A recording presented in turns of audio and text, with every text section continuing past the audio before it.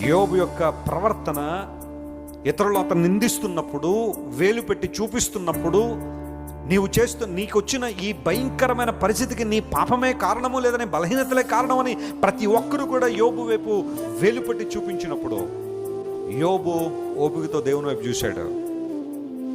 అద్భుతం జరిగింది. ఏదైతే కోల్పోయాడో మళ్ళీ రెండంతల ఆశీర్వాదం పొందుకున్నాడు. స్తోత్రం చెప్పండి, హల్లెలూయా. అన్నీ చెప్పండి, ఏం చేశాడు దేవుడు? మరలా రెండు ఇచ్చాడు. అంత మాత్రమే కాకుండా యోబు ప్రార్థన చేయడం ద్వారా స్నేహితుల పాపాలు ఏమైనాయి? క్షమించబడ్డాయి.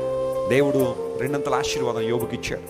యథార్థమైన ప్రార్థన, యథార్థమైన భక్తి, యథార్థమైన ఆరాధన, యథార్థమైన జీవితం యోబును రెండంతల ఆశీర్వాదం తీసుకొచ్చింది. స్తోత్రం చెప్పండి, హల్లెలూయా. ప్రియ సహోదరి, ఈరోజు నిన్ను ఏమి వదిలి వెళ్ళిపోయినా, సహోదరుడా ఏమి నిన్ను విడిచిపెట్టేసిన, యథార్థత మాత్రం విడిచిపెట్టద్దు. దేవుని ఆరాధించే విషయంలో, దేవుని సభలో ప్రార్థించే విషయంలో, ఆయన వాక్యాన్ని చదివే విషయంలో, దేవుని మందిరాన్ని వెంబడించే విషయంలో యథార్థంగా ఉండు. యథార్థవంతుల వంశపు వారు ఏం చేయబడతారట?